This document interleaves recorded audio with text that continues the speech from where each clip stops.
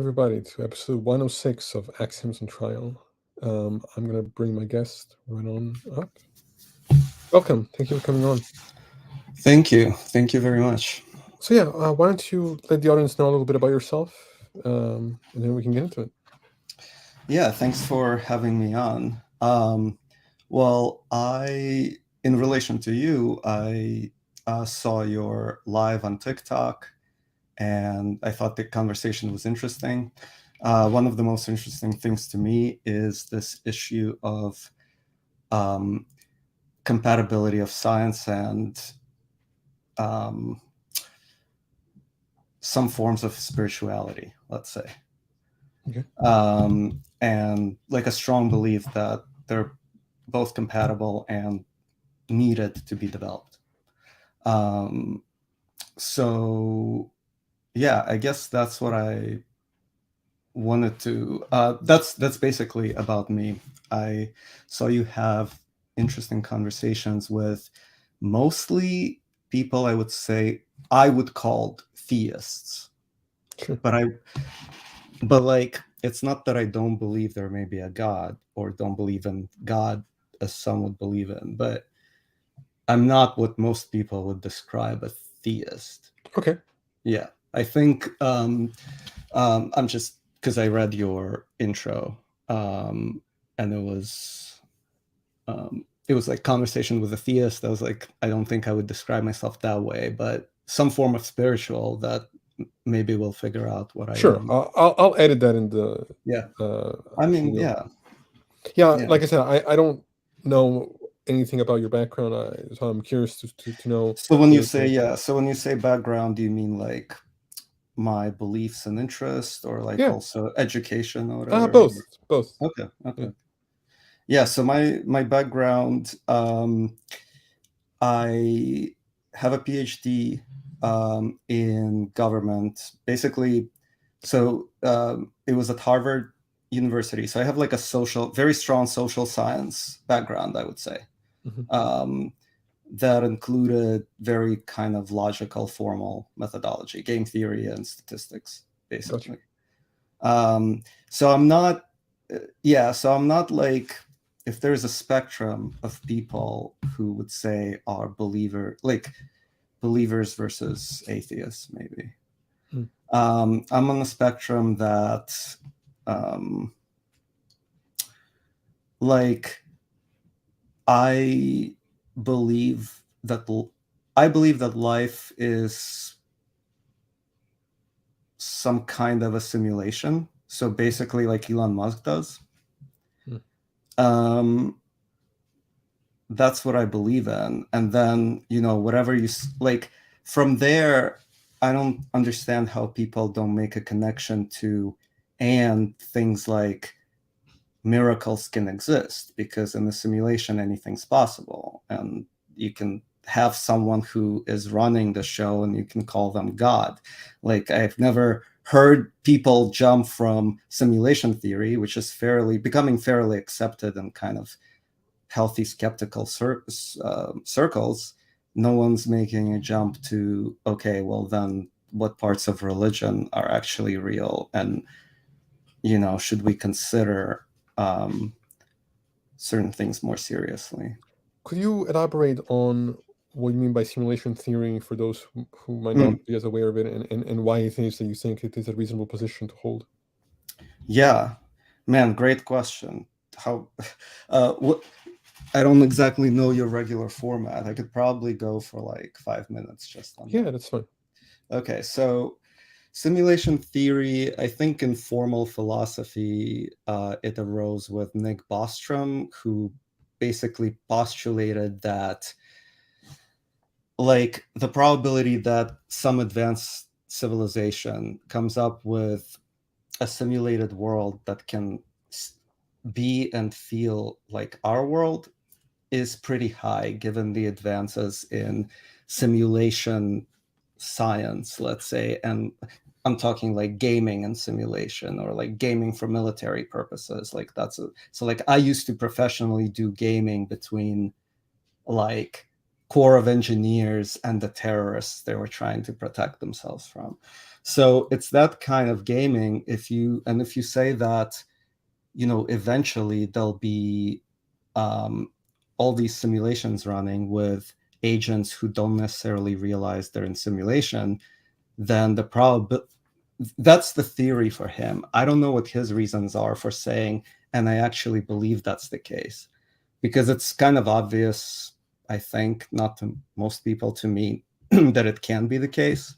But a different question is, should you believe it? So I know why Elon Musk believes it. Excuse me.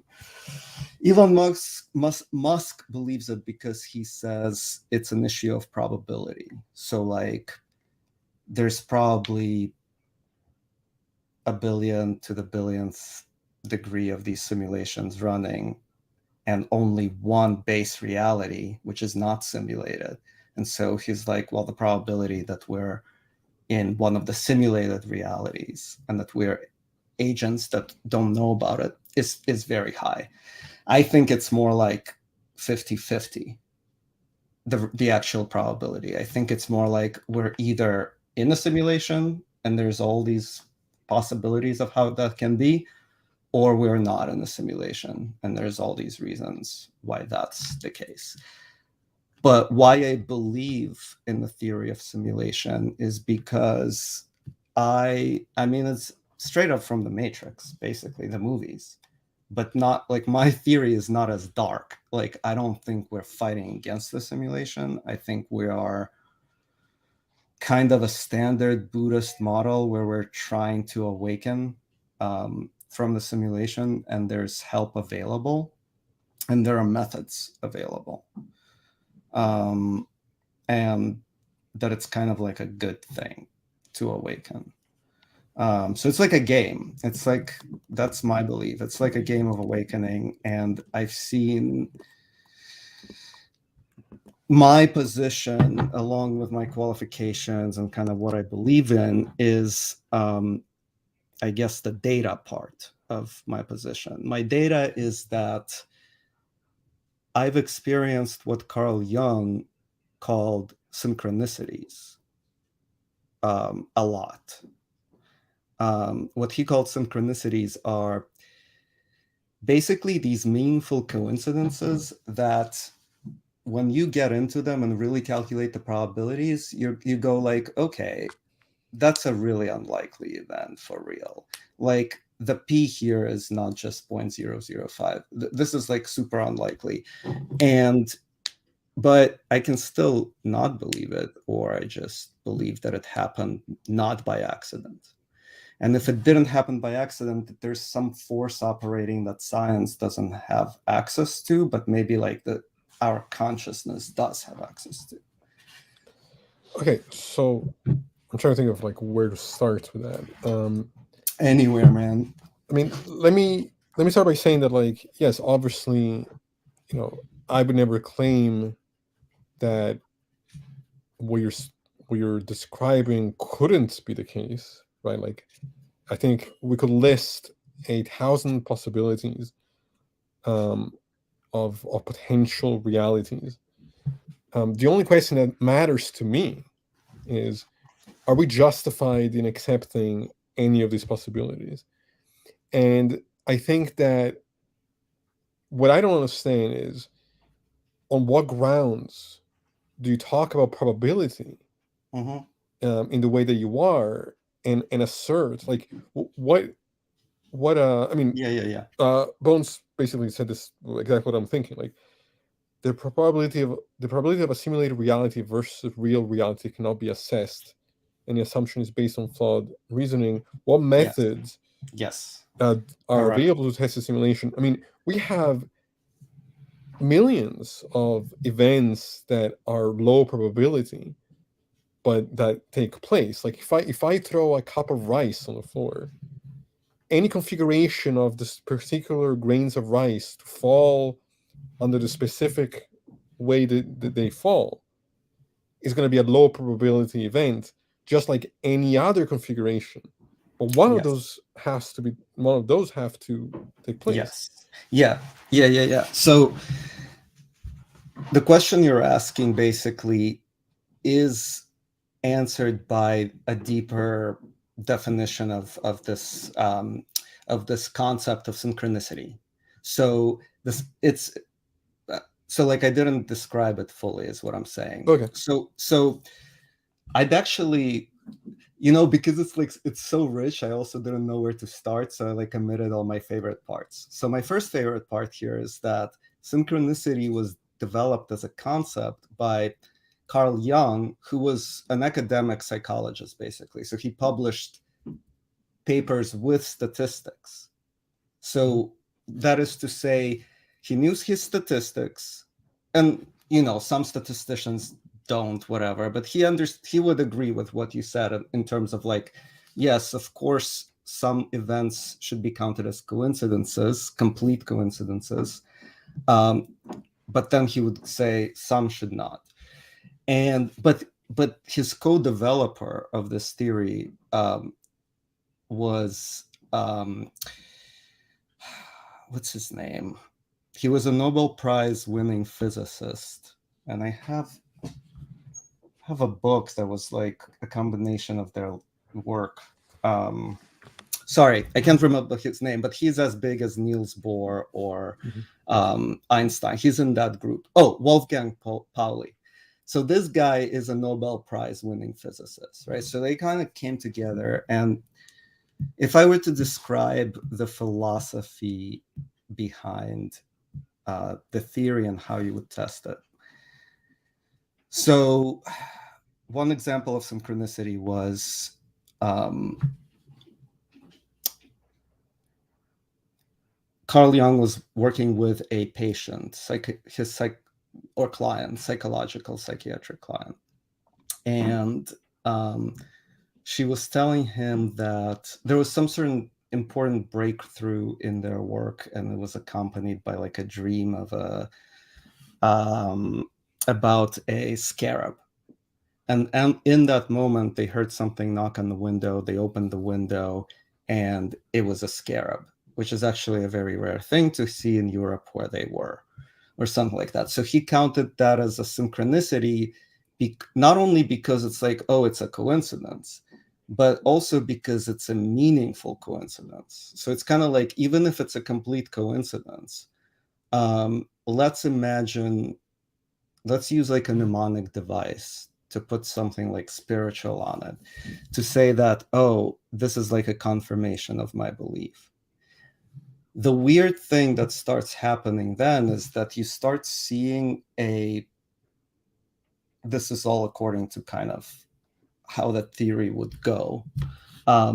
You start seeing a regularity where these meaningful coincidences really do occur more often when you manage to like combine some sort of a cognitive opposite.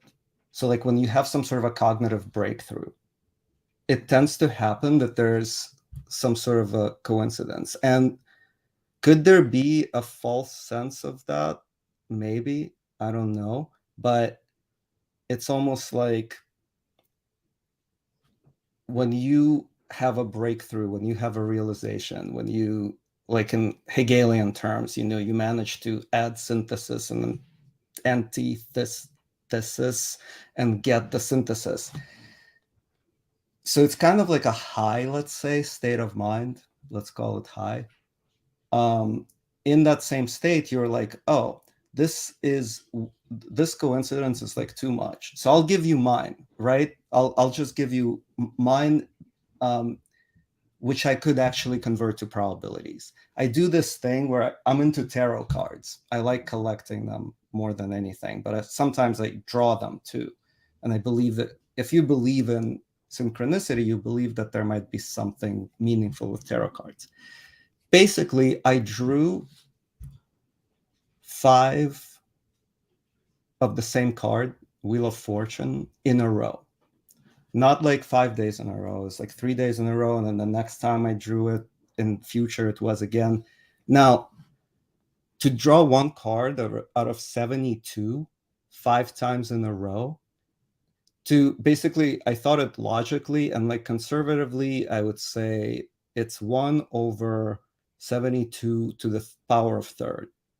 Like others would argue that it's to the power of 5, which is like ludicrous. But I would say that, so like it's unambiguously super random, but those are the kind of things, not super random, super non-random, I should say.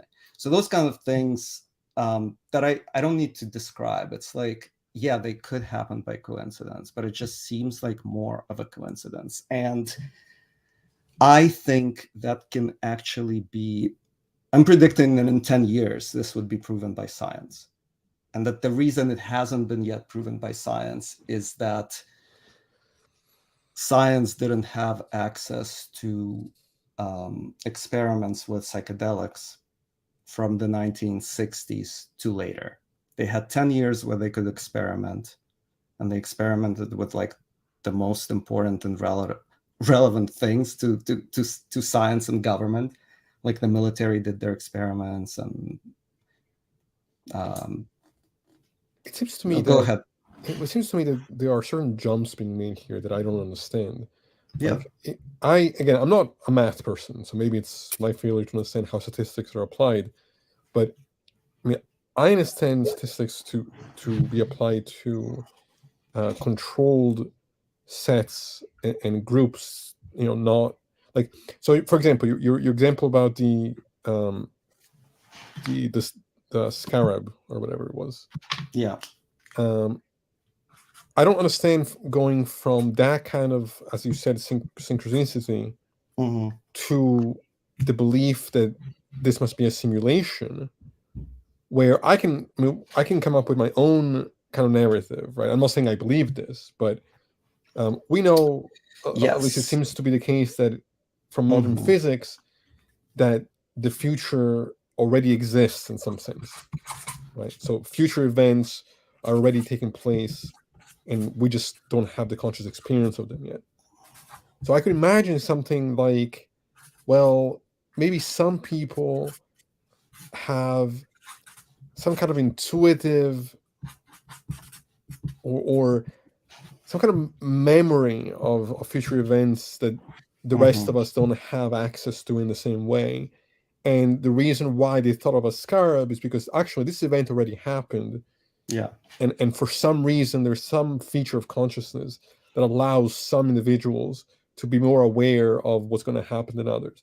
I'm not saying I believe any of this, but I'm saying that we can all come up with a narrative to try to explain a set of observations. No, I get you. I got you. Yeah. Real quick, I want to point to some comments here, and I want to see what you would say to this. Do you want me to answer that first and then go to comments? Yeah, go ahead. I'll forget. So yeah, so you're absolutely right on that. This is missed all the time, but by people. There are two parts to that, right? There's this universe of things that are plausible to believe, right? So like I told a coherent story, and you're like, yeah, it's coherent, but there's like a billion more, or a billion others, right? So the way science, any belief structure works, like science is a self-evolving belief structure, right? Like starting with Newton, we believed in Newton, then we believed in Newton plus Einstein, then we believed, it's all kind of based on beliefs. So theories are, you could say in some way, theories are not proved, they're accepted. They're, how do you prove? Einstein comes up with a theory, right? Let's do it this way. Einstein comes up with a theory. At that point, it needs to be tested. So let's say Einstein is is a theoretical physicist, and let's say there is an experimental physicist. Well, that's how it was. There was an experimental physicist, and I don't know if he was pro Einstein's theory or anti, but what I do know is that to test his theory, he had to choose to believe it mentally in some way, because he has to say to himself, if Einstein's theory is true, how should I set up the test to basically to see whether it's true or not? I think we have a different understanding about how science is done. because I'm not sure. I'm not convinced. I mean, I agree with you that science does not provide us with certainty. I wouldn't say that the model or the theory, which is like a model to try to explain the relationship among observable facts, is true, right? Mhm. Doesn't It's unproven in the sense that like the totality of the model is not proven. But I don't think that one to test out any of this of these frameworks, you have to believe or disbelieve.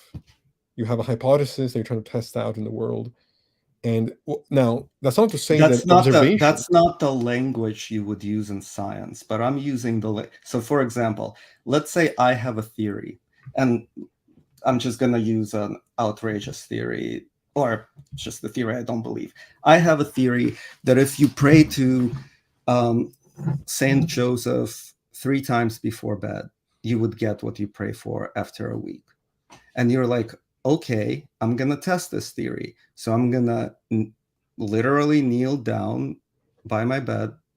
And see, this is the state of mind you have to be in. You have to be like, I think it's kind of ridiculous, but you know what? To really show that it's false, I'm going to follow the steps. I'll kneel down. I'll pretend that there's Saint Joseph who really needs to hear my prayers, and I'll say them 3 times before bed for a week. I'll sacrifice my pride to just like pretend truly for a week. And then if it doesn't work, you falsify the theory. But if it does work, whoa, you learn something weird that you didn't know before about the But world. I think when you're testing out a hypothesis, I don't think that the individual's belief or disbelief is actually at all relevant. I think what matters is the methodology that is taking place when trying to build a theory. Like, for example, obviously a key component here to distinguish something from a speculation to a theory is novel predictions that can be generated. In this case, what I'm saying is that belief is part of the methodology. And you could say that's the disconnect between the areas in which science operates and the areas within which science said we're not even going to operate, which is why that's the areas in which the churches still operate and spiritual people operate, which is like to take the subjective experience actually seriously. Because like it started with basically, like in every field, it's a battle to take subjective experiences seriously. Like hard versus soft sciences, we know where the hierarchy is. It's in the hard sciences. Like social science is kind of looked down upon because, well, it's about people, it's about subjective experience. And then like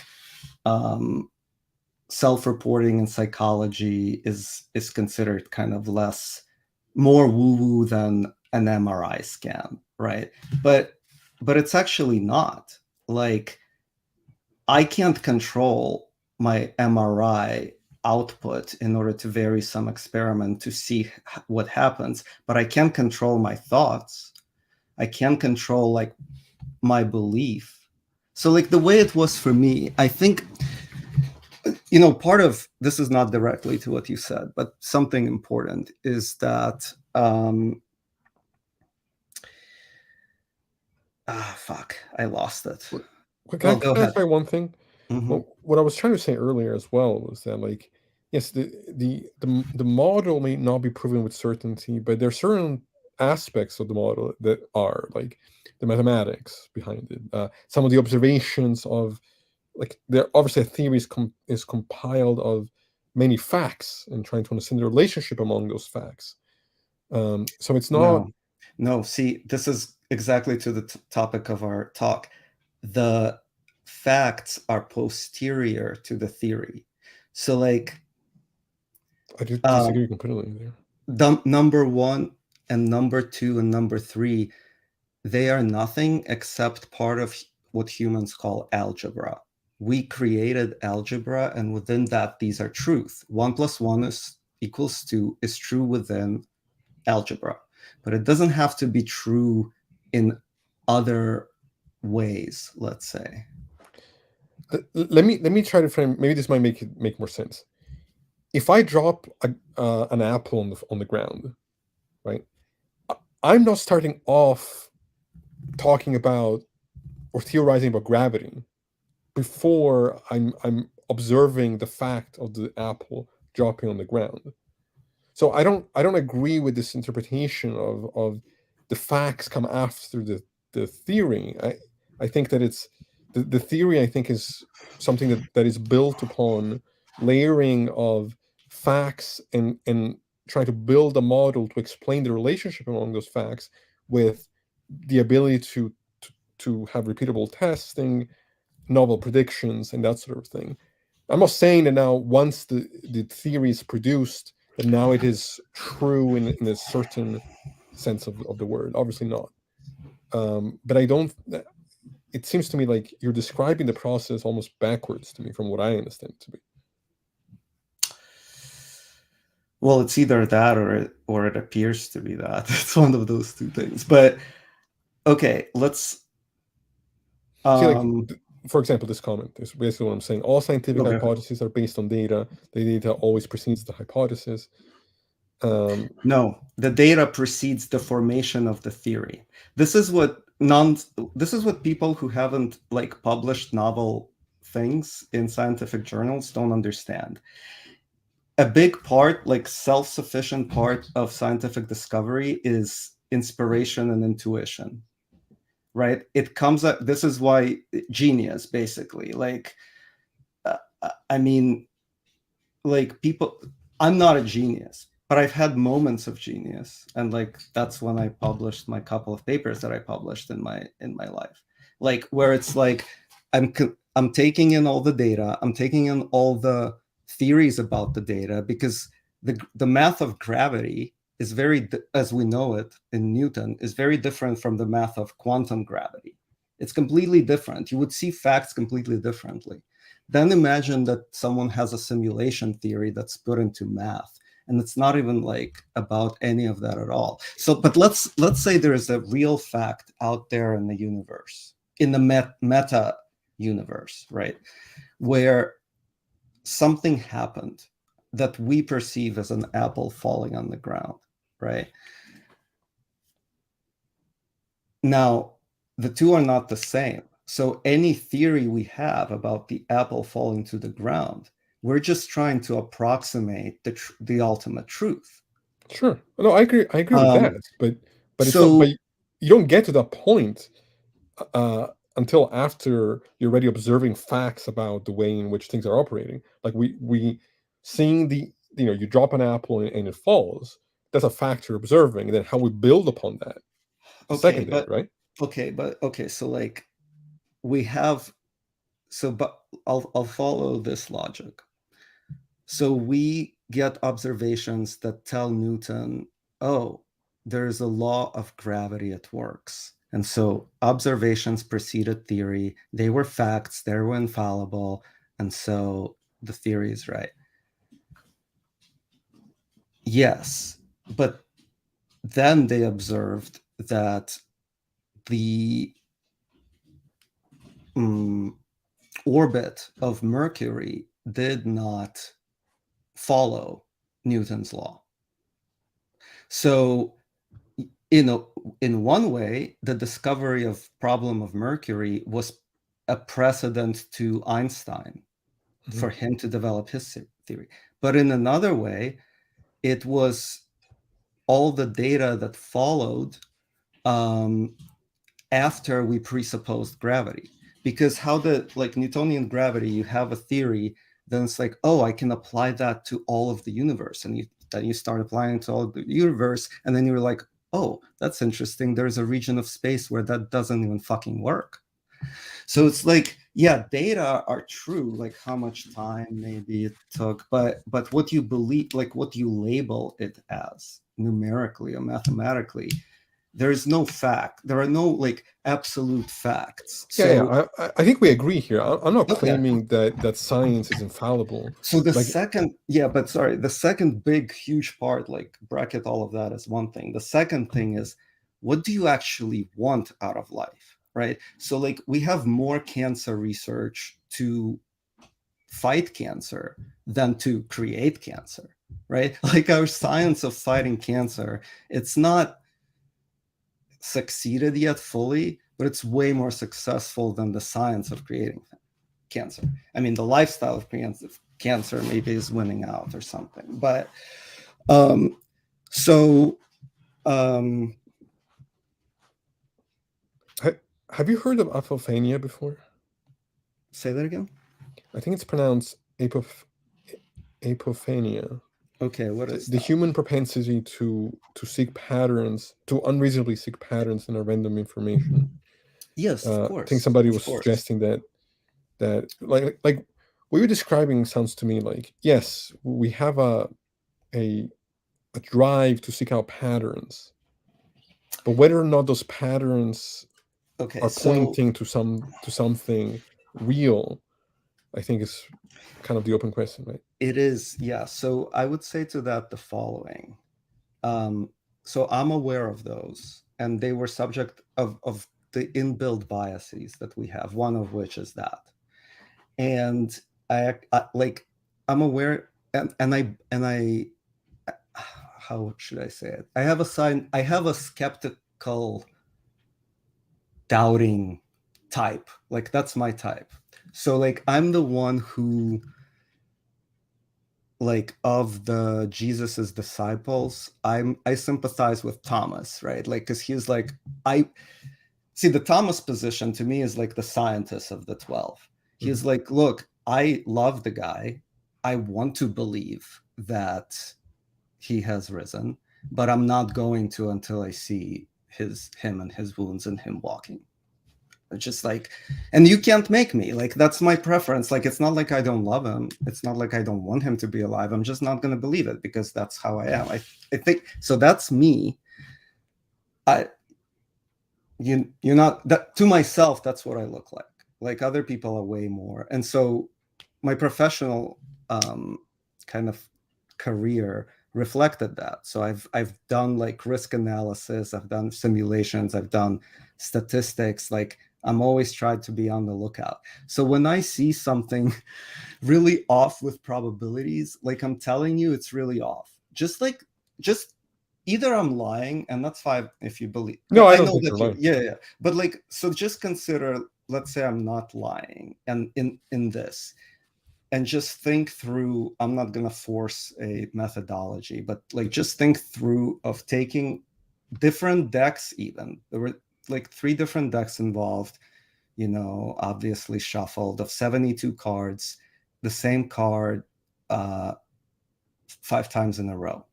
It's just like, to me, that's a minor example, but it's just like the most clearly quantifiable in terms of probability.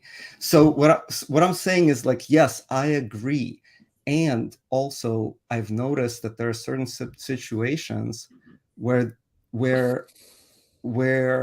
laws of probability don't apply. Yeah, it's kind of like that. It's kind of like a Mercury. I have drawn the same hand in EDA. I think it's talking about Magic the Gathering. Okay. Which is a 100-card deck several times, and all I say is, crap, I didn't shuffle well.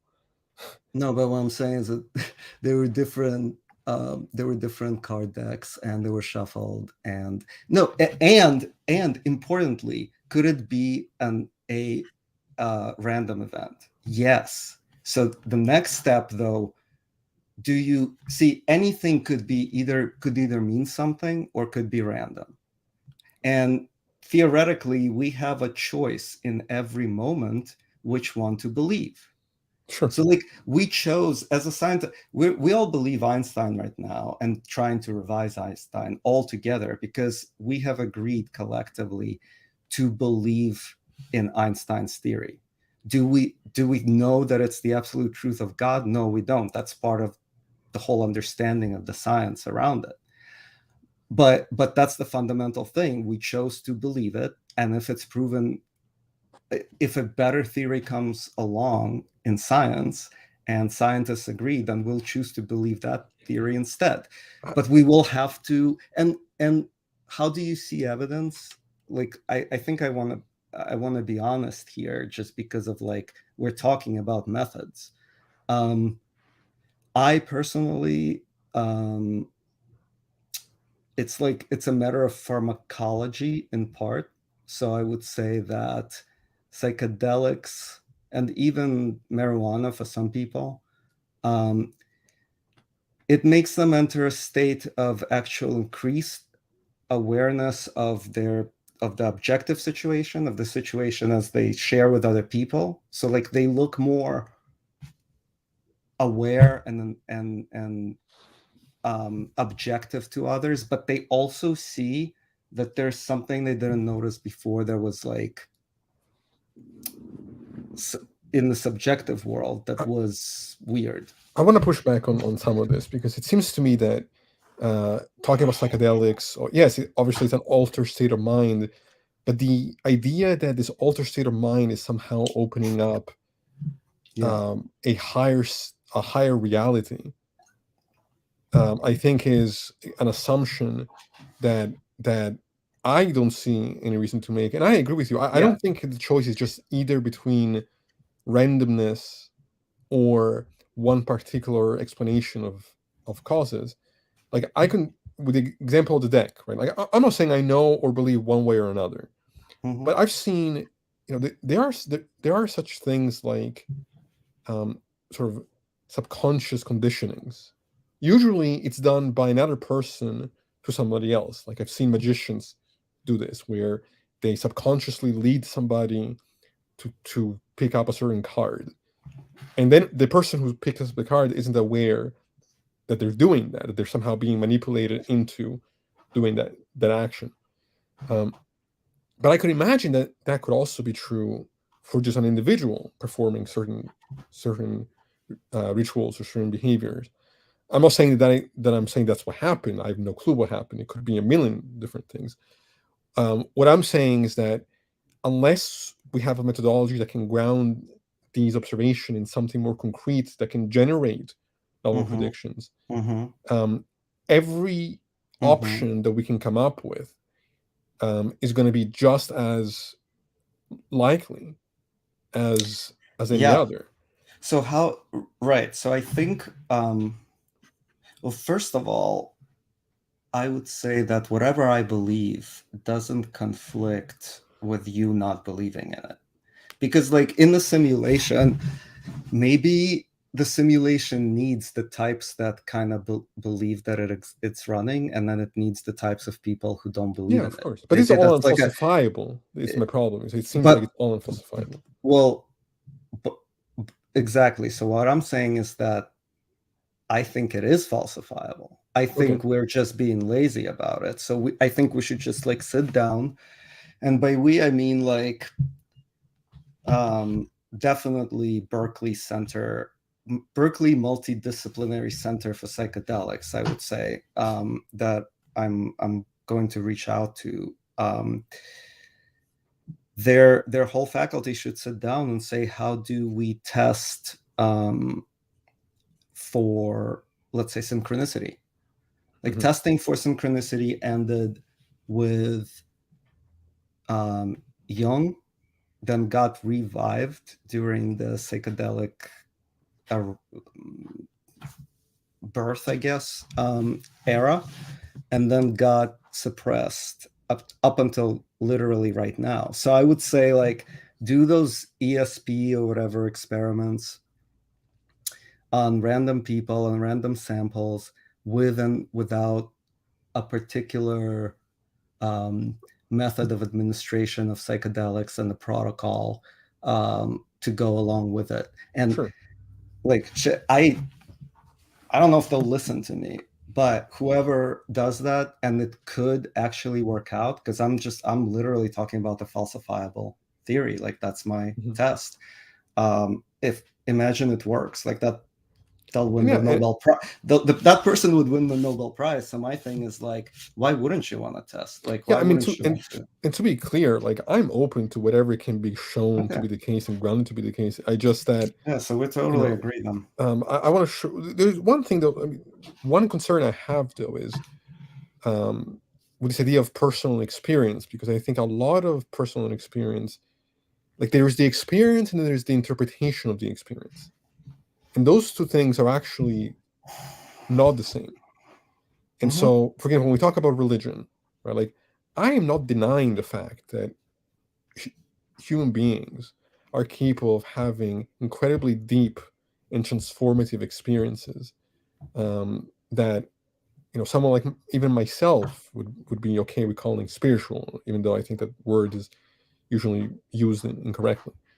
Um, but the issue here is when it becomes when a Christian has this experience and contextualizes it under Christianity, or a Muslim has an experience and contextualizes it under Islam.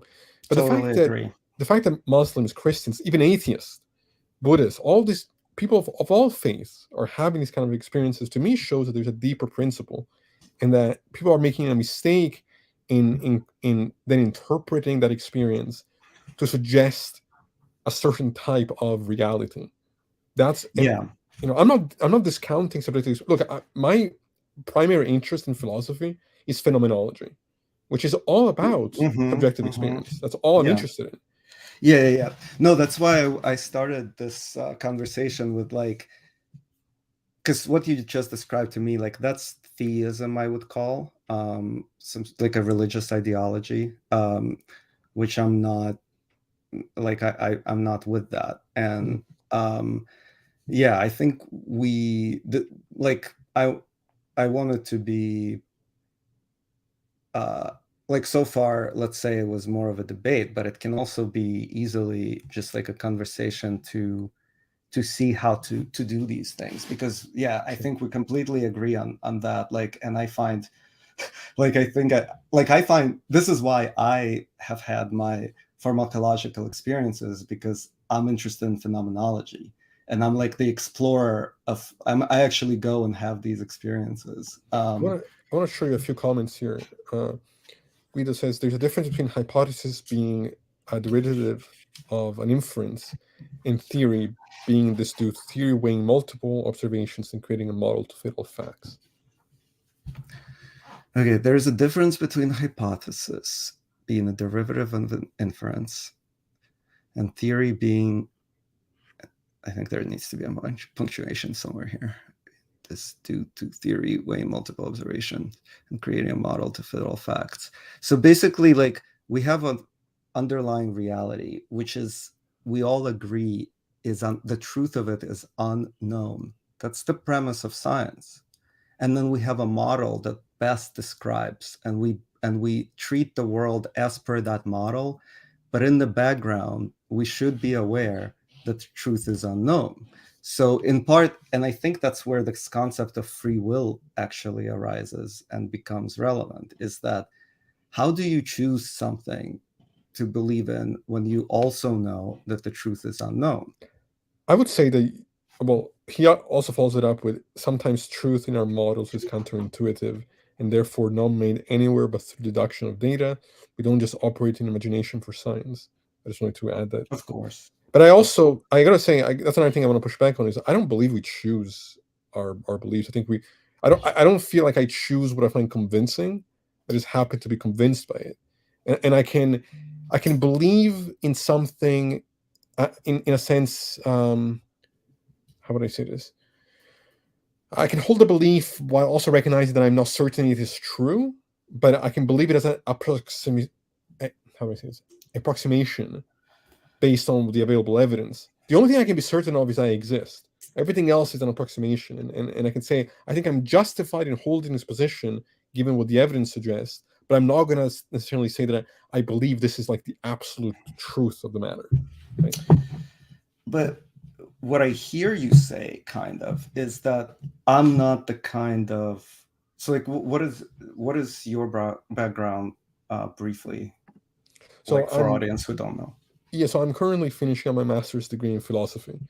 Okay. My interest is kind of all over the place. I'm right in between the continental and the analytic. So I love philosophy of mind, I love philosophy of language, but I'm also, I think, more interested in fields like phenomenology, existentialism.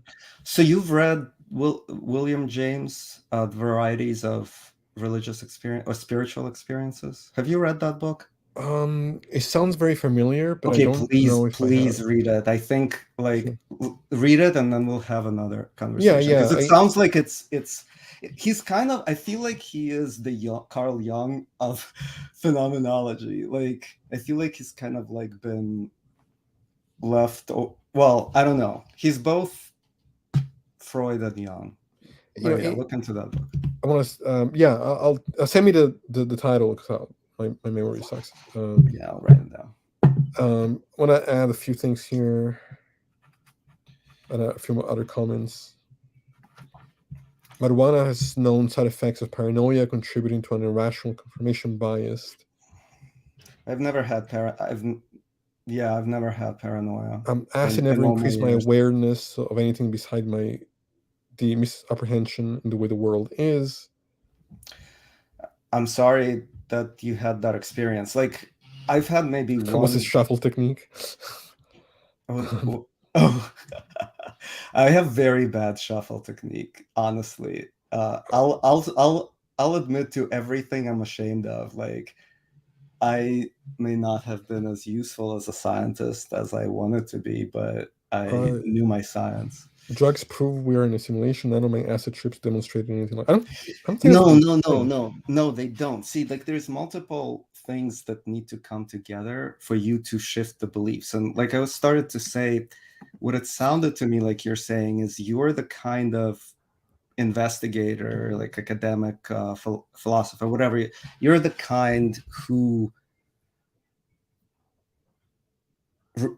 examines received beliefs. So you're like a critical philosopher, let's say. But there's another kind of philosophy, and without, like, they're symbiotic. And that kind is about belief formation. And the philosophy of that philosophy is very different. Like to take apart and criticize and falsify and not falsify an existing belief is one set of skills, but to come up with a belief, that's a whole other set of skills. And part of coming up with the belief is assuming something without evidence. Okay, so like all of algebra is kind of like, or theories of algebra is assuming something without evidence. Okay, because you're making a jump from from the existing evidence and the theory that doesn't quite fit it to a potentially better theory that fits the data better, and that allows you to discover a whole new set of evidence that you didn't even see because you were operating from that other theory that Sure, was and how we inferior. navigate making that and judgment of what is better and what isn't is And the issue. psychedelics is not like they cause something. It's that under the right, and this is a well-known phrase, like set and setting are important. It's not just like the psychedelic element. It's also like how you, in what environment are you, in what state of mind are you, and what support you have. So right now, there's a ton of clinical, it's like all the psychedelics are about to become legal for psychiatric prescription within like probably 3 years, probably 5 years nationally. I'm talking shrooms, acid, MDMA, ketamine, But stuff don't you like think that. that there's a But difference? Sorry, go ahead. and just to finish, so what I would say is that not in everyone. So some people can have. So just from my experience, is that and other people, as have been shown in scientific papers, people tend to have spiritual experiences, and it's hard to explain to someone who didn't have it, but I'll try. It's kind of like you have a skeptic in your mind and you have a observer, like a, I guess back to Jung, he called it the perceiving function and the judging function. Okay, so you have that in one state of mind, then you drop acid, and what you have to do is that, like, maintain the critical judgment but also receive new information, and also know what you want. Like, this part is missed by scientists, I guess. It's like why are you trying to figure out how to fight cancer and not how to create cancer? Well, it's because that's what I want to be testing. That's when you might get creative about. So like in case of religion, I wouldn't recommend that you go and experiment with it if you don't need it. Maybe you only need it in times of like um, loss, in times of like extreme stress, when people need to be like, wait, maybe there is something great. Maybe there I is God. I think the statement. Look, I'm as someone who doesn't do drugs. Like I know the benefit of psychedelics and things like depression, OCD, PTSD. Like I think there's a value to how these things can be used.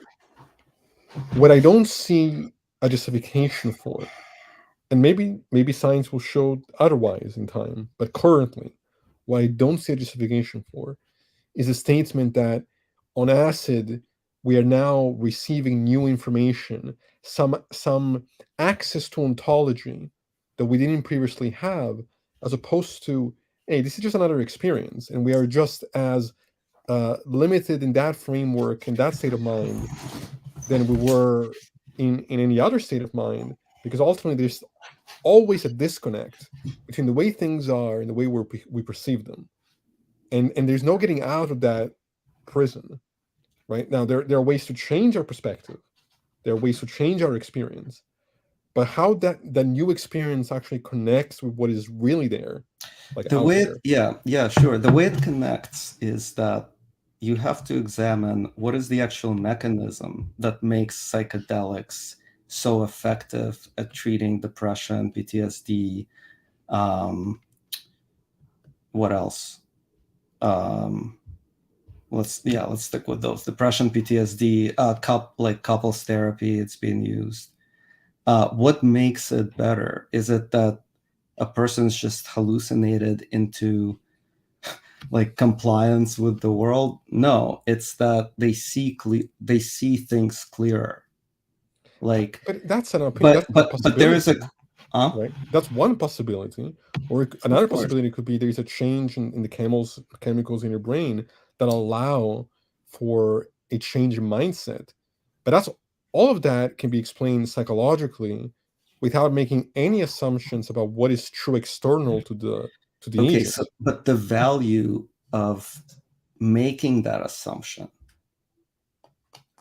But what you uh, said is true. What you said is true, but there is an extra value in also testing that assumption. I would say, what are the reasons to test like the God hypothesis the way I'm describing it? See, like you're de facto accepting the hypothesis. Let's talk in terms of God. I don't like the word, but it's just easy. I can understand how it arose. It's just one word. So let's say you I forgot where I was going with that, but like God, right? Like, why would you believe? Well, you're afraid of death, and you're like, oh my God, like of course we're all gonna die, like, um, but I just am really afraid of it. But what would make me not afraid of it? Well, it would be thinking about the possibility that there is an afterlife. Like, if there is an afterlife, there's no reason to fear, but it's unfalsifiable, right? Like we can never know that there is an afterlife, but let me just like try believing it and see what happens. See, like what you're not getting right now is, after you let's say you test the theory, so you put the glasses on of that theory and look through the world. um, you might actually discover something that you weren't even thinking about within the realms of previous theory. So you would but discover a different set of data. You'd go on a different dimension. Like you'd be like, oh, there's also a possibility of complex numbers, not just rational numbers. but Let's or but here's what I don't understand though. Like I can understand the idea that oh, hold on, let me clarify something. I'm not accepting in principle the idea that the only explanation for religion has to be psychological, or that I know God doesn't exist, or that I know miracles are impossible, or that I know we don't exist. I'm open to whatever is the case. I really am. What I'd require, though, is a certain type of evidence that would be concrete enough for me to be able to convince by it. And when you talk about, for example, you use the example of fear of death, right? Um, yes, it could be true that if I change somehow I could be convinced that there is an afterlife, that my quality of life might be improved in the sense that I might not fear death the same way. None of that actually um, reveals anything about whether or not life after death is a thing or not. All it reveals is maybe something about my You psychology. don't know that. That's what I'm Well, saying. You don't know what will happen. no, I agree Let's with you. I don't know I don't know that whether or not life after death does exist. But what if like you're like, okay, just by virtue of saying these are two theories I could accept, and you know what, accepting the one that there is life after death makes But, me feel better, and maybe that's all it does. But maybe that conscious act triggers something, and a literal angel like comes down from above and gives you like a magic wand and then disappears, and you're like, oh my god, there's still a wand in my, maybe some I, like, what, you could I think test in that, right? principle, what I'm kind of pushing back against is in principle how something makes me feel Yeah, doesn't come into the but it should. That's what I'm saying. right. That's a I think this is different. I'm where I not. think this is the point of disagreement, right? Like also because I mean obviously I It's know not a we discussed, disagreement. It's but not a disagreement. It's just different realms of inquiry. It's not like science should stop what it's doing. It's well more it's like but it's a science. disagreement though in the sense that what we think of as valid justification Mhm. sounds to me that to be different. Like if I had a vision, right, or if I had the example you gave of an angel coming down and giving me a wand, right? My instinct wouldn't be to say that's really an angel that just came down and gave me a wand. My instinct would be, No, have I but the lost my other, mind, but the or is end of this my really story happening? is you turn to your friend and it's like, "Are you seeing this wand?" And he was like, "Yeah, like So I've seen." then that's where we build an actual empirical So basis for. I've heard lots of stories like that from people I trust, and I had them happen myself. Is what I'm saying.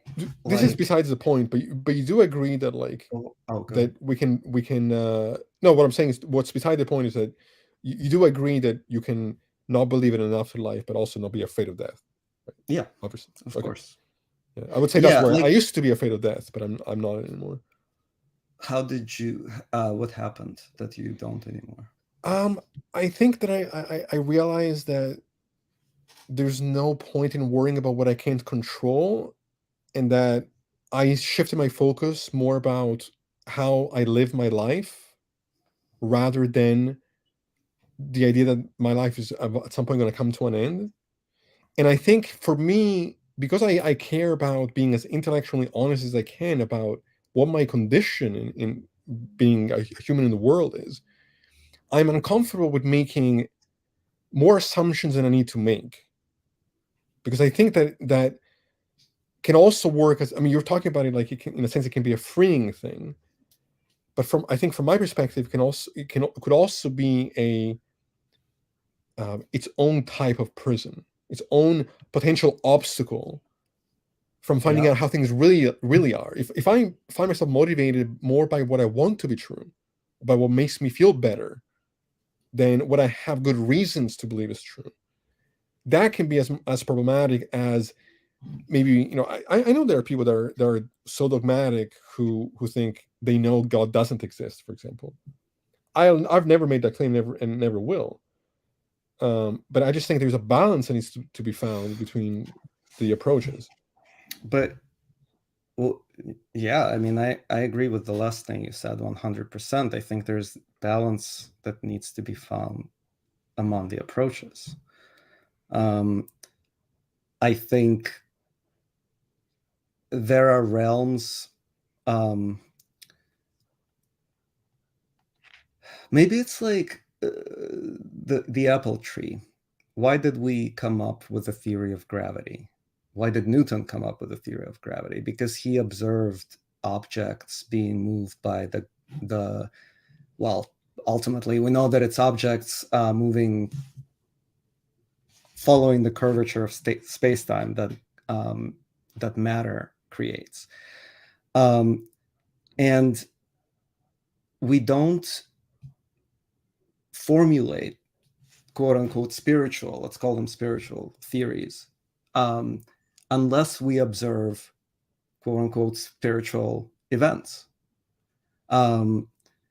We just don't. And so what I'm saying about psychedelics, for example, is that when you look for those events, it's like a very basic thing that I'm saying. Like, you have to look for something to measure it in case it exists, and if it doesn't exist, then you won't find it. But the decision to look in the first place has to be made without knowing whether you'll find something or not. I don't have a problem with that, like with the idea of research. I think it's important, especially if we want to understand phenomenology better and deeper, to explore any type of experience. I'm completely with you on that. What I don't So think. maybe what about, like, Well, let's play a game. let me just finish what I was going to Okay. say before I forget. What I don't think is legitimate, though, is the jump from there are these types of experiences to then saying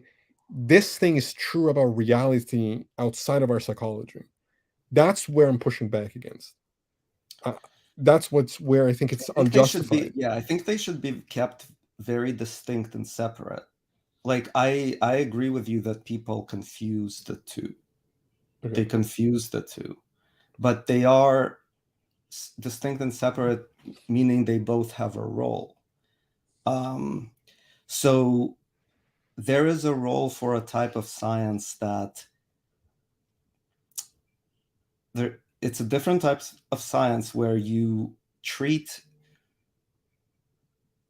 the nature of the observer as a variable, the inner experience of the observer as a variable.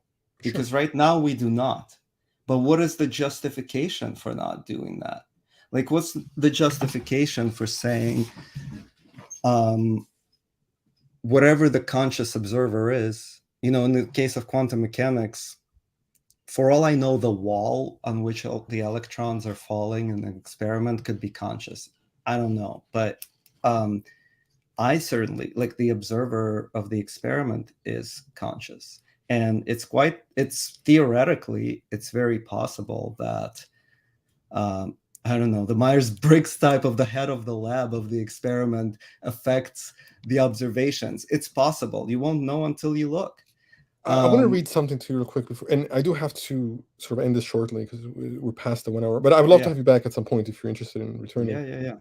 But I wanted to read you this, and I wanted to hear what your perspective was on this. This is specifically on simulation theory. Let me just find it again. Okay. Do you know who Jonathan Bartlett is? Who's a mathematician? No. So he's the director of STEM research nonprofit called the Blethy Institute. And again, I haven't looked into simulation theory well enough to have a position. I want to do more research on it, but this is what he says. Simulation theory, he argues, relies on faulty logic, meaning that it's more likely that we are in fact living in a reality. To make this point, Bartlett considers the technology required to simulate physical reality in a virtual environment. I can make a model of atoms moving around, but it actually requires entire computers, which are made of trillions of atoms, to make the simulation. And so you actually wind up with a space problem that you can't simulate as much as you have reality. So even if you could make a perfect simulation of reality, it would have to be a smaller reality than what you're simulating it with. That becomes a problem for simulation theory's argument that if any advanced civilization learns to simulate reality, we'd be more likely than not to live in a simulation. Well, I think I don't subscribe to the version of the simulation where an advanced civilization relative to ours in time is simulating us. Maybe, but it's more of like they are other dimensional. Like we're not like, imagine this guy is saying there is no possible computer that can simulate all of our universe. I mean, have you tried a 44-dimensional computer in like that computer could I do don't it, think he's saying but it's that could be impossible. I don't think he's saying exactly. it's impossible. And He's saying I that agree with him, and I actually agree with him. I don't think we can say that one is likely than the other. So I don't agree with Musk's or any of their reasonings. I agree with yours on that, but I'm adding something, which is that you have to then you can either say, okay, I'm going to treat that as what you called an extra variable, and you can treat it as a more complex theory, or you could say, but why wouldn't it be the other way? Just because like theocracies historically preceded a more enlightened like scientific approach doesn't mean that a synthesis isn't the next thing that should happen. And so go ahead. This is the last comment I want to share Yeah. before I end this. You don't have to grant something exists before testing it. A failure to observe and repeat failures is evidence against the claim. Notice how he avoids giving a single variable to test. A single variable to test. I mean, test prayer. Test prayer. Like if you want to test it, I mean, yeah, I'm not gonna. Well, I guess the issue here is like, how do one, especially when we're talking about hallucinations or we're talking about certain types of experiences through psychedelics, how do we then ground those experiences as not just imaginary? This is where a matter of experiment. Like we can have the next podcast just designing an experiment and then possibly publishing in Philosophy, and maybe someone actually does it, and maybe they prove that there's nothing. But Alec writes, I hallucinated a 44-dimensional computer once. I guess we are being simulated. I believe it's either just funny, or if it's true, I totally believe it. All right, well, hey, I appreciate you coming on. Yeah, I appreciate you having me. Thanks, man. Thanks, guys, as always, for your feedback. This was kind of a last-minute thing. I didn't really know what we were going to discuss. I enjoyed it. I don't know. Yeah, I appreciate you. What other metric to use? But yeah, sure. Thanks for having me, and thanks to the audience. Yeah, and I'll be back in a few days with another episode of Axioms and Trials. So thanks, everybody, and I hope you all have a safe night. Oh, and if anyone's watching on TikTok, another media, it's at Metascientist. At Metascientist. Great. Yeah, or the Metascientist, one of those. Awesome. All right, thanks, man. Thank you so much. Bye.